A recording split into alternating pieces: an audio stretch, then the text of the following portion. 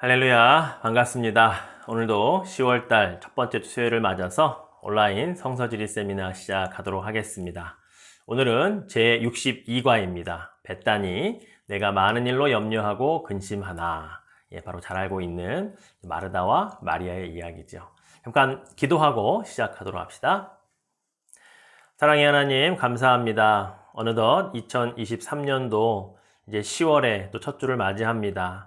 이제 얼마 남지 않은 또 한 해의 마지막 또 세 달을 또 그 가운데 첫 또 10월의 시작을 주님과 함께 말씀으로 또 하루를 마무리하고자 합니다. 오늘도 은혜 주시고 주님 말씀하시고자 하시는 음성을 듣는 복된 시간 되게 하옵소서. 감사드리며 예수님의 이름으로 기도드립니다. 아멘. 네, 먼저 오늘의 본문인 누가복음 10장 38절부터 42절까지의 말씀 듣고 그리고 말씀 시작하겠습니다. 누가복음 제10장. 그들이 길 갈 때에 예수께서 한 마을에 들어가시매 마르다라 이름하는 한 여자가 자기 집으로 영접하더라. 그에게 마리아라 하는 동생이 있어 주의 발치에 앉아 그의 말씀을 듣더니 마르다는 준비하는 일이 많아 마음이 분주한지라 예수께 나아가 이르되 주여, 내 동생이 나 혼자 일하게 두는 것을 생각하지 아니하시나이까? 그를 명하사 나를 도와주라 하소서. 마르다야, 마르다야, 네가 많은 일로 염려하고 근심하나 몇 가지만 하든지 혹은 한 가지만이라도 족하니라. 마리아는 이 좋은 편을 택하였으니 빼앗기지 아니하리라. 네, 오늘 우리가 살펴볼 지역은 벳다니입니다.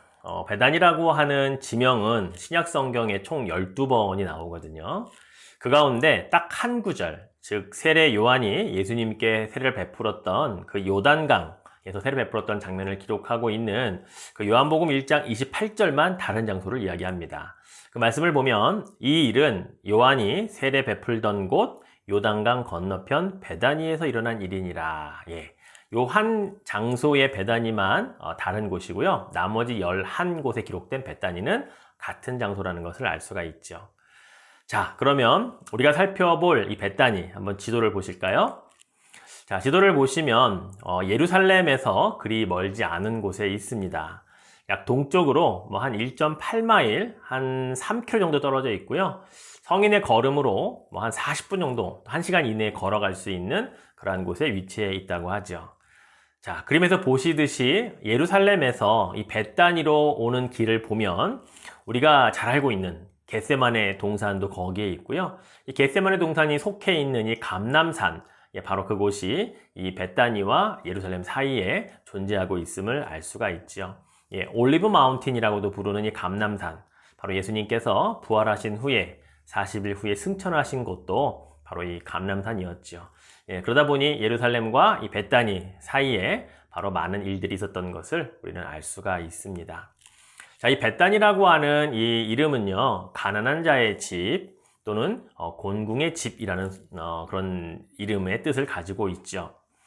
권력층이나 귀족들, 종교 지도자들, 그들이 예루살렘 성 안에 모여 살았다면 이곳에는 성 밖에 가난한 자들, 궁핍한 자들이 모였던 바로 그 장소, 마을이 바로 벳다니라고 하는 마을이었습니다.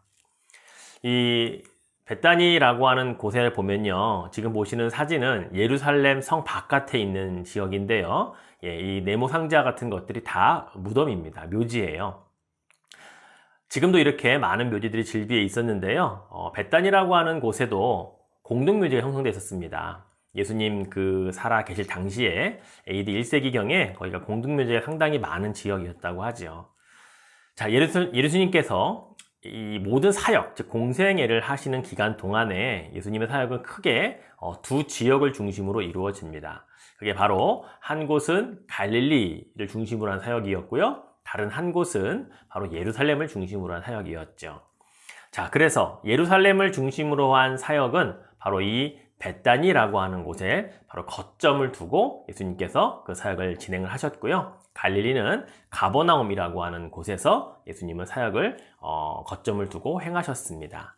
우리가 한 지지난 시간에 이 가버나움이라고 하는 곳에 대해 살펴보았거든요. 이 가버나움에 제가 닉네임을 뭐라고 말씀을 드렸냐면 예수님의 동네다라고 말씀을 드렸습니다. 왜 그렇게 말씀을 드렸냐면 예수님께서 자라셨던 곳은 나사렛이었잖아요. 나사렛에서 이사를 가셨는데 이사 가신 곳이 바로 가버나움이었기 때문에 그렇죠. 자, 마태복음 4장 12절, 13절을 이렇게 기록하고 있습니다. 예수께서 요한이 잡혔음을 들으시고 갈릴리로 물러가셨다가 나사렛을 떠나 스불론과 납달리 지경 해변에 있는 가버나움에 가서 사셨다라고 기록하고 있기 때문이죠. 공생애를 시작하시면서 예수님의 이 근거지, 즉 사셨던 곳은 가버나움이었던 것을 우리가 알 수가 있죠. 이 가버나움에 베드로의 장모의 열병을 고쳐줬던 바로 거기도 있는 것을 보니까 베드로의 처가도 아마 가버나움에 있었던 것을 우리가 알 수가 있습니다. 자, 그런데 오늘 우리가 살펴볼 이 벳다니는요, 바로 예루살렘 사역의 거점이었다고 볼 수가 있습니다. 즉 예수님께서 예루살렘 사역의 베이스 캠프로 사용하셨던 곳이 벳다니에 바로 나사로, 또 마르다, 마리아가 살고 있는 이 삼남매 집이었다고 하는 것이죠. 즉 낮에는 예루살렘을 중심으로 사역을 하시고 그리고 밤에 쉬실 때에는 바로 이 벳다니에 있는 이 마르다, 마리아, 나사로가 있는 집에 와서 묵으셨다라고 하는 것을 우리가 알 수가 있는 것입니다. 자, 바로 이 벳다니, 오늘 본문을 통해 알 수 있듯이 바로 이 삼남매는 예수님에게는 어쩌면 사촌 동생 같은 아마 그러한 관계가 아니었을까 싶습니다. 그 정도로 가깝게 가족처럼 지냈던 사람들이 벳다니의 이 삼남매였지 않을까 싶죠. 사실 예수님께서는 이 성육신 하여서 이 땅에 오셨을 때예요. 베들레헴에서는 아기 예수님이 탄생할 곳조차 없어서 마구간에 탄생하셨잖아요. 또 공생애 중에는 예수님이 이런 말씀하셨죠. 마태복음 8장 20절에 보니까 예수께서 이르시되 여우도 굴이 있고 공중에 새도 거처가 있으되 인자는 머리 둘 곳이 없다 하시더라. 정말 거처할 곳이 없이 그렇게 여기저기 돌아다니셨던 예수님에게 어떻게 보면 베단이라고 하는 이 지역은요, 예수님을 따뜻하게 맞이해 줄 수 있었던 가족 같은 그런 삼남매가 있었던 곳이고, 육체적으로는 피곤함을 달래고 또 음식을 맛있게 취하실 수 있는 안식처와 같은 곳이었다라고 하는 것을 우리가 알 수가 있습니다. 지금도 그래서 이 베다니에 가면요, 성 나사로 교회가 있고요. 또 우리가 무덤에 죽었다가 예수님께서 살려주셨던 그 나사로의 무덤도 지금 이렇게 또 유적지로 남아있는 것을 볼 수가 있죠. 심지어 이런 추정하는 그 지역도 있습니다. 마르다와 마리아, 오늘 본문의 중심이 되는 바로 그들이 살았던 집으로서의 또 어떤 가치를 지니고 있는 그런 유적지도 있는데요. 이곳이 바로 2000년 전에 예수님께서 안식처로 삼으셨던 그런 곳일 수 있다고 하는 거죠. 자, 그럼 오늘 본문의 첫 구절인 38절 말씀부터 한번 살펴보겠습니다. 그들이 길 갈 때에 예수께서 한 마을에 들어가심에 마르다라 이름하는 한 여자가 자기 집으로 영접하더라. 예수님과 제자들이 길을 간다라고 했는데요. 바로 그 길이라고 하는 것은 어디를 가는 중이셨냐면 사역을 위하여 예루살렘으로 가는 중이셨습니다. 그런데 그 중에 바로 그 길 중에 바로 우리 벳다니를 지나시게 되셨고요. 그때 마르다라고 하는 여인이 나와서 예수님과 그의 제자들을 마중했던 것을 볼 수가 있죠. 여기서 한 가지 질문을 한번 해볼게요. 자, 예수님과 제자들이 함께 지금 예루살렘에 가고 있습니다. 자, 그런데 이 벳다니를 지나다가 이 마르다가 이제 자기 집에서 나와서 예수님을 맞이하면서 초청을 하게 되잖아요. 자, 그럴 때 예수님만 초청했을까요? 제자들을 다 초청을 했을까요? 예. 사실은 우리가 이 문맥으로만 보면 예수님과 그의 제자들 다 같이 초청하게 되어 있잖아요. 그런데 실제로 이 헬라어 원문을 보면요, 예수님 한 분만 초청한 것으로 되어 있어요. 참 희한하죠? 학자들마다 의견이 다르긴 하지만 아마 누가라고 하는 사람이 기록을 할 때 그 분명한 목적은 즉 예수님과 이 마르다의 어떤 관계 또는 그로부터 환대받고 초대받고 또 그 안에서 이루어졌던 내용들을 강조하기 위해 어쩌면 예수님만 초청받은 것처럼 그렇게 기록했을 수도 있다라고 학자들은 이야기합니다. 물론 예수님의 제자들 다 같이 가서 초대받았다고 해도 문맥상 우리가 틀리지 않다는 것을 확인을 할 수가 있죠. 제 생각에도 이 베단이라고 하는 마을이 부자 동네가 아니잖아요. 근데 예수님과 12제자면 13명이나 되는데 그 많은 장정들을 먹이고 또 식사를 초대할 만큼 이 삼남매의 가정이 잘 살았을까? 어쩌면 예수님만 초청했을 수도 있겠다라는 생각을 하기도 합니다. 자, 어쨌든 이렇게 손님을 초청한 마르다는요, 음식 장만을 이제 시작을 하게 되죠. 근데 동생은 예수님의 발치에 앉아서 예수님 하시는 말씀만을 듣고 있었던 것이었습니다. 그래서 39절 말씀을 보면 그에게 마리아라 하는 동생이 있어 주의 발치에 앉아 그의 말씀을 들었다라고 성경은 기록을 하고 있어요. 자, 이 장면을 보면 우리가 그렇게 이상하게 볼 장면은 아니거든요. 그런데 유대인들이요, 이 장면은 굉장히 낯설었던 장면이라는 겁니다. 왜 그러냐면 당시에 누군가의 발치에 앉아서 함께 말씀을 듣거나 이야기를 한다고 하는 것은요, 스승과 제자의 관계에서 주로 이루어지는 행위였기 때문에 그래요. 더군다나 남자 스승의 여자 제자는 당시에 상상도 할 수 없는 광경이었기 때문에 그렇죠. 만약에 당시에 이 모습을 랍비가 보았다면, 또는 서기관이나 그런 종교 지도자들이 보았다면요, 예수님을 또 헐뜯을 수 있는 비난거리 하나가 될 수 있는 상황이 예수님 아래 발치에 앉아서 말씀을 듣고 대화를 나누는 이 마리아의 모습일 수 있었다라고 학자들은 그렇게 이야기를 하죠. 그래서 당시에는요, 이 남자 스승의 남자 제자, 그래서 서기관이나 바리새인이나 어떤 종교 지도자들은요, 여자 제자가 거의 없었죠. 아예. 그래서 이 모습은 사실은 예수님에게는 하나님의 말씀을 사모하는 자들은 남녀 구분 또는 남녀노소 할 것 없이 사모하는 자에게 말씀을 주시길 원하셨던 예수님의 그 귀한 모습을 우리가 볼 수 있다라고 하는 것입니다. 그래요, 여러분. 오늘날에 남녀노소 또는 여러 가지 구분을 지을 수 있지만, 그러나 우리는 그와 상관없이 예수님께서 말씀을 사모하는 자에게 주시는 분이시다라는 것을 잘 알고 있기에 오늘도 말씀을 사모하시는 삶을 살아가시기를 주의 이름으로 먼저 축원해 드리겠습니다. 자, 마리아가 말씀을 듣는 태도가 참 좋습니다. 오늘 말씀에 보면 그의 말씀을 듣더니 라고 하는 표현이 있잖아요. 헬라어로 잘 보면요, 억지로 가까스로 듣는 게 아니라 이 문법 안에는 능동적이면서 적극적으로 말씀을 듣는 그 자세까지도 이 문법 안에는 포함되어서 기록되어 있음을 우리가 잘 볼 수가 있습니다. 자, 그런데 문제는 뭐예요? 바로 언니죠. 마르다가 음식 준비로 너무 바쁜 거예요. 근데 그 음식 준비로 바쁜데 마리아가 눈치도 없이 예수님 곁에만 앉아서 계속 말씀을 듣는 것이 그에게는 못마땅했던 거죠.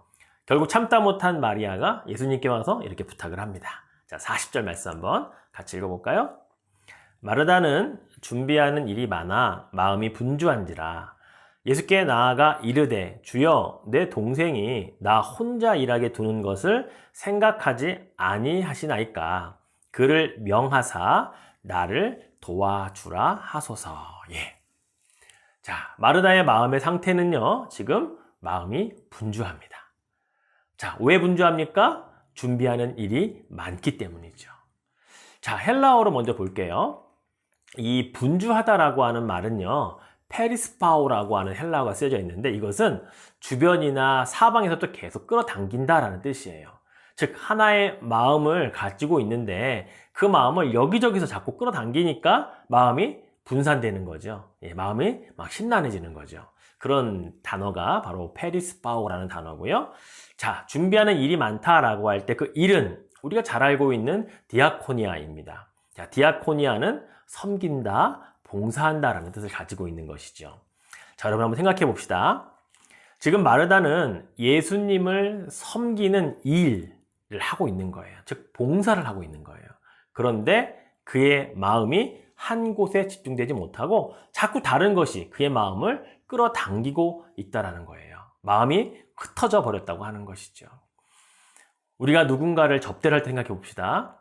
그 사람에게 그 집중을 하여 그 사람이 무엇이 필요한가 또는 그 사람에게 어떻게 해야 잘 섬기고 대접할 수 있을까를 집중해야 되잖아요.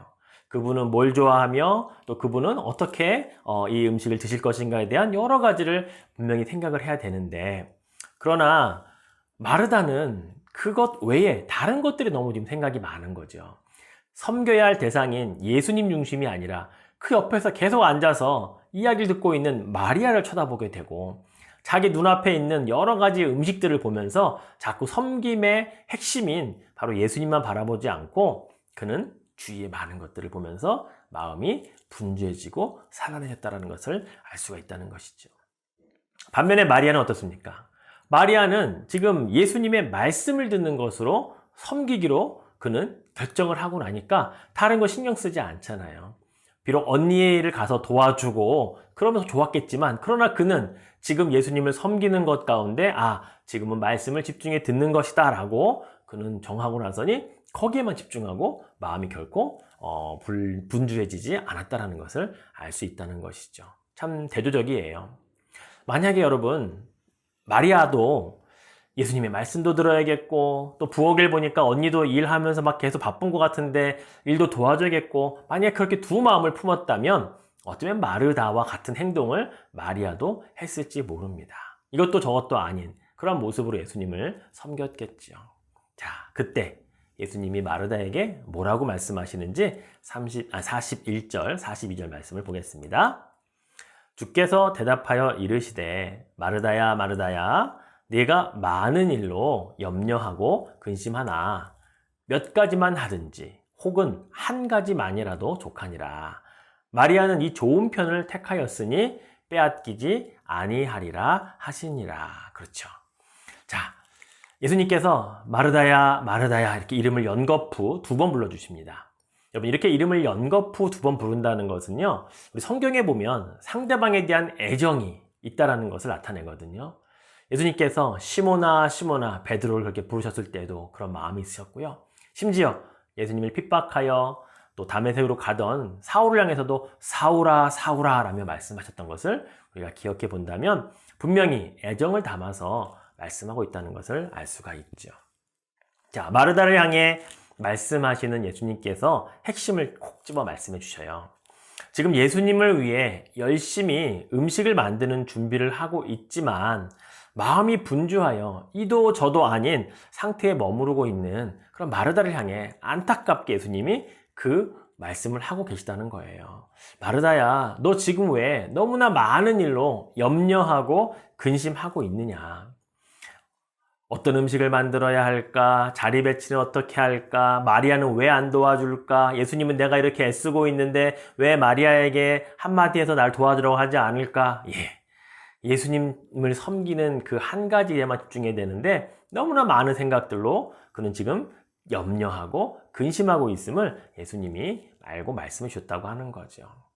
예수님 그러면서 딱 말씀하시는 게 뭐냐면 몇 가지만 하든지 혹은 한 가지만이라도 족하다라고 말씀하고 있다는 거예요. 사실 우리가 지금 읽고 있는 한글 개역 성경은요, 이 몇 가지만 하든지라고 하는 부분을 사실은 성경에 희귀사본에 있는 것을 그대로 갖다 번역을 했어요.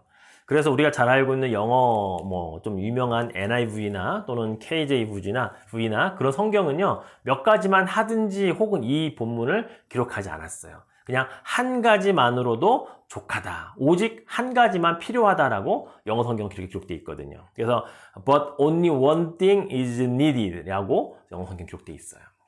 자, 예수님께서 하신 말씀이 뭐예요? 예수님은 지금 마르다와 어떤 그 마리아의 그런 모습을 보면서 특히 마르다를 향하여 너는 지금 나를 섬기고자 하는 그 일에 집중하지 못하고 다른 많은 것들 때문에 너무 괴로워하는구나. 그런데 정말로 훌륭한 섬김과 봉사, 디아코니아는 한 가지만, 즉 나를 위해 음식을 만들기로 확정했다면 음식 만드는 일에만 하는 것으로 족하단다라고 말씀하고 있다는 거예요. 사실 여러분, 과거 중세시대에 이 마르다의 어떤 섬김과 이 마리아의 섬김은요, 마르다는 육적인 것을 섬기는 것으로 또 마리아는 영적인 것을 섬기는 것으로 구분을 했어요. 그래서 오히려 마르다의 섬김보다는 마리아의 섬김이 더 낫다라고 해석을 해왔던 것이 사실입니다. 그래서 말씀을 듣고 말씀을 즐겨하는 것이 역시 낫지, 마치 음식 만들고 누군가를 섬기는 일은 세상적인 일로 치부해서 해석을 했던 적이 있었어요. 그런데 여러분, 지금은 우리가 그렇게 해석하지 않아요. 주님은 우리를 여러 가지 사역으로 부르셨습니다. 자신의 부름에 충실한 것보다 하나님을 더 기쁘시게 하는 제사는 없다고 우리는 알고 배우고 있어요. 그래서 마르다와 마리아의 이야기는요, 사실 일에 대한 구별이 아니라 때에 적합한 행위가 무엇인가, 이것을 우리가 바라보는 것이 훨씬 중요하다는 것입니다. 그래서 종교개혁자 칼빈은요, 이 이야기를 통해서 뭘 이야기하냐면, 일상의 모든 일에 일반적으로 적용해서 일, 또 섬기는 거, 이런 것들을 경시하는 것은 잘못된 해석이다라고 종교개혁자 칼빈은 그렇게 이야기를 했거든요. 결국 예수님께서도 말씀하셨듯이 마리아는 결코 자기 자신이 지금 가장 적합한 행동을 선택을 했기 때문에 그는 결코 포기하지 않을 거다. 그는 결코 빼앗기지 않을 거다라고 말을 하고 있는 거죠. 마르다도 마찬가지로 지금 예수님을 음식을 통해서 섬기기로 결정을 했다면 그때의 그 일에 가장 적합한 것은 음식 만드는 것이었기 때문에 그는 빼앗기지도 포기하지도 않았어야 되는 건데, 그는 그것도 저것도 아닌 그런 마음이 분주하고 염려하고 근심하고 있음을 예수님이 이야기하고 있다는 거예요. 자, 그래서 여기 한 가지만 제가 더 덧붙인다면요, 균형 잡힌 영성, 이 균형이 있는 영성이 참으로 중요하다는 겁니다. 그래서 저는 그것을 오늘 마르다와 마리아 얘기를 통해서 거실의 영성과 부엌의 영성이라고 이렇게 표현을 해봤어요. 예, 말씀을 듣는 일에도 우리의 영성이 집중되어야 하죠. 하지만 누군가를 섬기는 영성에도 우리는 동일한 그런 균형을 갖고 집중할 수 있어야 된다고 하는 것입니다. 예수님의 말씀을 예배 시간에 잘 듣고, 또 오늘같이 이렇게 우리 온라인으로 하는 성경 공부에도 집중할 수 있는 건 예수님을 말씀으로 잘 섬겨드리는 영성이에요. 하지만 또한 누군가를 위해 섬기기 위해 봉사하고 또 접대하고 음식을 만들거나 다른 많은 일들을 우리가 할 때에요, 그것은 또한 섬김의 영성, 부엌의 영성일 수 있다고 하는 거예요. 그것도 누군가는 도맡아서 하는 게 아니라 나도 그와 같은 균형을 잡아 나가는 거 굉장히 중요하다고 하는 거죠. 반면에 마르다처럼 늘 섬기는 일, 그것만을 가지고 영성을 100% 채울 수는 없습니다. 말씀을 듣고 또 기도하고 예배하는 그 영성도 분명히 필요한 거예요. 그래서 마르다와 마리아의 영성을 거실과 부엌의 영성이라고 한다면 이 두 영성이 잘 균형 잡히고 조화를 갖춰갈 수 있도록 우리가 준비하고 또 그렇게 키워나가는 것이 참으로 중요하다는 사실을 여러분이 꼭 기억하시면 좋겠습니다. 자, 결국 우리가 신앙생활을 하다 보면요, 이 두 가지를 다 겸할 수밖에 없습니다. 그런데 나는 이거는 못해, 나는 이것만 좋아, 그러면 마르다와 마리아 중에 한 사람의 역할만 하겠다는 거예요. 그러나 주님은 결국 그렇게 원치 않으셔요. 항상 뭐든지 균형과 조화를 항상 원하시는 우리 예수님이시기 때문에 한 곳에 너무 치우치지 않고 그때에 가장 적합한 영성은 무엇인가를 정하여서 그걸 결정하여 그 일을 한 가지만으로 최선을 다하는 모습을 우리 주님은 원하신다는 거예요. 말씀을 들을 때에는 마리아처럼 그 무엇에게도 빼앗기지 않겠다라고 하는 마음으로 말씀에 집중하는 영성, 또한 마르다처럼 누군가를 위해 섬기고 봉사해야 하는 그런 때에는 그것에 최선을 다하여 다른 것에 마음을 빼앗기지 않는 그런 영성, 이것이 항상 때에 맞게 조화를 이룰 때 우리 주님은 기뻐하신다라고 하는 것이죠. 예, 말씀을 맺겠습니다. 사실 벳단이라고 하는 이름에서 우리가 알 수 있듯이 가난한 자, 궁핍한 자의 마을이잖아요. 어떻게 보면 그러한 마을에서는 말씀의 집중보다는 누군가를 섬기고 하는 영성이 더 돋보일 수 있습니다. 그래서 마르다처럼 예수님께 어떤 쉼의 장소, 뭔가 육신적으로 배고프심을 채워드릴 수 있는 그런 섬김의 장소로서의 사실은 벳단이라고 하는 지역은 그렇게 사실은 쓰임받는 장소였을 수 있거든요. 그렇다면 오히려 마르다가 더 열심히 섬겨주셨다면 아마 성경은 더 아름다운 그런 마르다의 이야기로 더 장식이 되었을 수도 있었다고 하는 것이죠. 자, 제가 그림 하나만 보여드리고 말씀 마치려고 하는데요. 이 벨라스케스라고 하는 이 화가가 오래전에 그린 그림이에요. 이 그림의 제목이요. 마르다와 마리아의 집을 방문하신 그리스도. Christ in the house of Martha and Mary라고 되어 있거든요. 자, 이 작품을 한번 잘 보십시다. 자, 이 작품의 특징은요. 화가가 성경을 읽다가 성경 속에 등장하지 않는 두 사람을 그려 넣었어요. 누구입니까? 예, 바로 부엌에서 일하고 있는 마르다의 뒤에 서 있는 한 노파죠. 또 거실에서 예수님의 말씀을 앉아서 듣고 있는 마리아 뒤에 있는 한 노파, 예, 두 명의 노파를 그려 넣었다고 해요. 자, 그런데 지금 마르다 뒤에 있는 그 노파가 손가락질을 하고 있어요. 어디를요? 저 안쪽에 거실에 있는 마리아를 향해서요. 자, 지금 이 마르다의 얼굴 표정을 보세요. 기쁨이 없습니다. 예수님을 위해 음식을 장만하는 사람의 얼굴이 아니에요. 아마 이 노파가 뒤에서 그렇게 말하지 않았을까요? 마르다야, 왜 너 혼자만 이렇게 힘들고 애쓰고 있어? 마리아 빨리 일로 오라고 불러. 아니면 예수님께 좀 부탁해봐. 너 혼자 하기에 벅차다고 이야기해서 마리아도 부엌에 와서 같이 너랑 일하도록 그렇게 얘기해. 막 이런 이야기들을 하고 있지 않았을까요? 예, 그 이야기를 듣고 있는 마르다는 예수님을 섬기는 일에 집중하지 못하고 마르다에 대한 어떤 태도와 또 그 분위기와 지금 앞에 음식도 해야 할 것들이 많잖아요. 예, 막 그런 것들에 대한 분주한 마음들이 그를 염려와 근심으로 사로잡았다는 것을 이 그림 속에 그는 표현해 놓고 있다고 하는 것이죠. 사랑하는 성도 여러분, 우리가 이러할 때에 기억해야 할 말씀이 있습니다. 바로 노파, 그러니까 이야기하는 소리는 귀 닫고요. 오늘 예수님이 이미 말씀해 주셨어요. 우리 본문 41절 42절에 이렇게 말씀하셨거든요. 네가 많은 일로 염려하고 근심하나 한 가지만이라도 족하니라. 아까 말씀드렸죠? 영어 성경에는 오직 한 가지만 필요하단다라고 기록되어 있다고요. But only one thing is needed 라고요. 그렇습니다. 우리에게 주어진 사명 한 가지에 충실하는 것 주님이 기뻐하십니다. 결코 마음이 분주하여 이것도 저것도 아닌 그런 삶을 살지 않기를 우리는 준비해야 된다고 하는 것이죠. 작정해야 된다는 것이죠. 그래서 마르다와 마리아가 각각 예수님의 말씀을 듣는 일에 집중하고 예수님을 섬기는 일에 서로 집중했다면 아마 나중엔 둘이서 바꿔서 마리아는 설거지하고 마르다는 예수님 말씀을 듣고 그렇게 균형 잡힌 영성을 가질 수 있었을 거예요. 예수님이 그러면 얼마나 둘을 또 기뻐하시고 두 사람의 영성에 대해서 칭찬을 하셨을까요? 그렇습니다. 우리가 살아가는 이 삶의 여러 가지 모습 속에 이렇게 중복되고 우리의 마음을 자꾸 부추기는 다른 것에 대한 관심을 끌 때가 많이 있습니다. 그럴 때 한 가지만이라도 족하다고 하신 예수님의 말씀, 무엇에 집중해야 하며 이때에 우리는 어떠한 영성을 가지고 그것을 충실히 감당해야 되는가, 이 부분을 오늘 마르다와 마리아 이야기를 통해서 이 베다니에서 일어났던 이 사건을 통해서 다시 한번 깨닫는 은혜가 있기를 주님의 이름으로 축원해 드리겠습니다.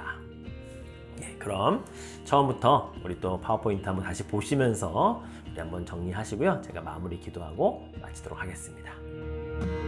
Be thou my vision, O Lord of my heart, not be all else to me, save that thou art, thou my best thought, by day or by night, waking or sleeping, thy presence my light.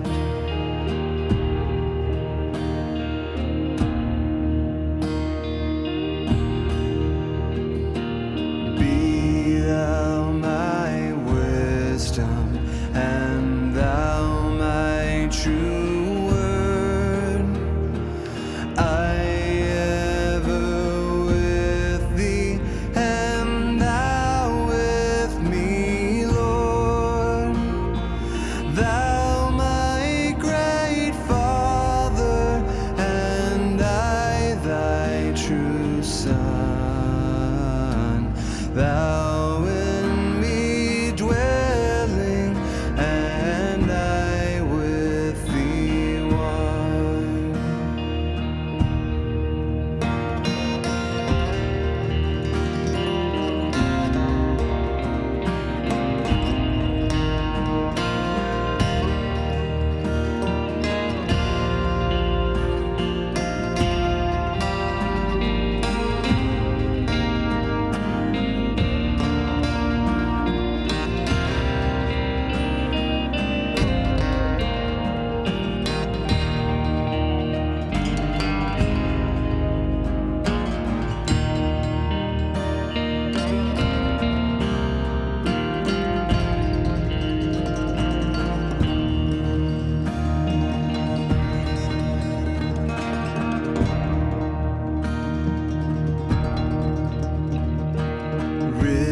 riches I heed not, nor man's empty praise.